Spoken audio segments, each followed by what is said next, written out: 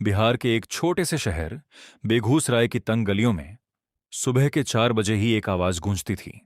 चल बेटा, स्टेशन तक छोड़ देंगे, फिर ट्यूशन के लिए निकल जाना।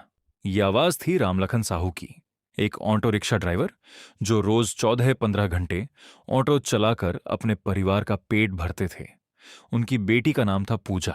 10 साल की उम्र से ही पूजा ने अपने पापा को धूप में, बारिश में, ठंड में ऑटो चलाते देखा था। स्कूल से लौटते वक्त कई बार वो खुद पापा के ऑटो में बैठकर घर आती और रास्ते में पापा कहते, बेटा मैं तो पढ़ नहीं पाया, पर तू पढ़ना, एक दिन तेरा नाम होगा। पूजा पढ़ाई में हमेशा अच्छी थी, पर घर की हालत ऐसी नहीं थी कि कोचिंग या प्राइवेट स्कूल का खर्चा उठाया जा सके। सरकारी स्कूल में पढ़ी, गांव की लाइब्रेरी से पुरानी किताबें मांगकर पढ़ती। कई बार रात को बिजली नहीं आती थी तो मोमबत्ती की रोशनी में पढ़ाई करती।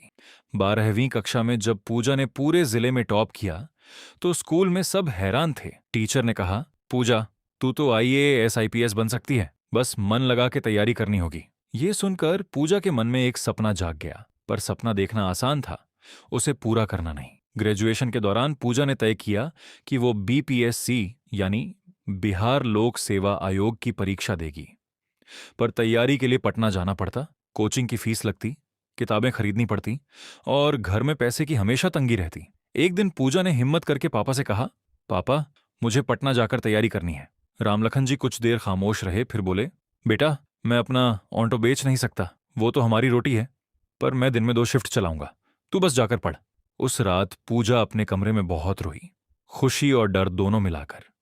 पटना में पूजा ने एक छोटे से कमरे में रहकर तैयारी शुरू की। पैसे बचाने के लिए दिन में एक बार खाना खाती, बाकी समय बिस्किट और चाय पर गुजार लेती। लाइब्रेरी में सुबह सबसे पहले पहुंचती और रात को सबसे आखिर में निकलती। पहले अटेम्प्ट में पूजा प्रीलिम्स भी क्लियर नहीं कर पाई। घर लौटी तो मोहल्ले के लोग बातें बनाने लगे, ऑटो वाले की बेटी अफसर बनेगी, सपना देखना बंद कर। पूजा का दिल टूटा, पर पापा ने हाथ पकड़कर कहा, बेटा गिरने से नहीं, उठ न पाने से हार होती है, एक बार और कोशिश कर। दूसरे अटेम्प्ट की तैयारी में पूजा ने अपनी रणनीति बदली। उसने पुराने टॉपर्स के इंटरव्यू देखे, नोट्स बनाने का तरीका बदला और हर गलती को डायरी में लिखकर उसका विश्लेषण करना शुरू किया। इस बार प्रीलिम्स क्लियर हुआ, फिर मेंस भी। आखिरी पड़ाव था इंटरव्यू। इंटरव्यू वाले दिन पूजा ने अपनी सबसे साधारण साड़ी पहनी, क्योंकि नई खरीदने के पैसे नहीं थे। बोर्ड के सामने जब उससे पूछा गया, आपके पिता क्या करते हैं, तो पूजा ने बिना झिझक के कहा, सर मेरे पापा ऑटो रिक्शा चलाते हैं, उन्हीं की मेहनत और हौसले की वजह से मैं आज यहां बैठी हूं। कमरे में एक पल के लिए सन्नाटा छा गया।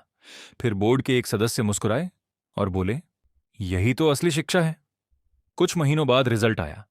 पूजा साहू बिहार लोक सेवा आयोग की परीक्षा पास कर चुकी थी और उसे एसडीएम यानी अनुमंडल पदाधिकारी की पोस्टिंग मिली थी। जब यह खबर गांव पहुंची तो रामलखन जी अपने ऑटो में बैठे सवारी ढूंढ रहे थे। किसी ने आकर कहा, रामलखन भाई तुम्हारी बेटी अफसर बन गई।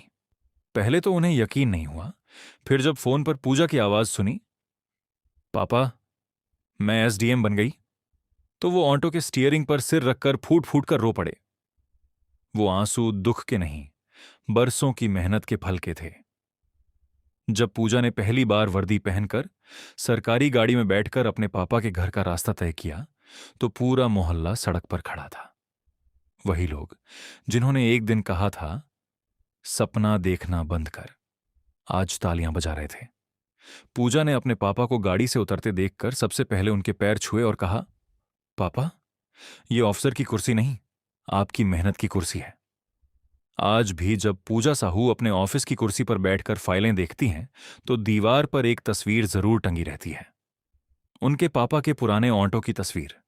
वो कहती हैं, ये ऑटो मेरी सबसे बड़ी यूनिवर्सिटी थी, जहां मैंने सपने देखना सीखा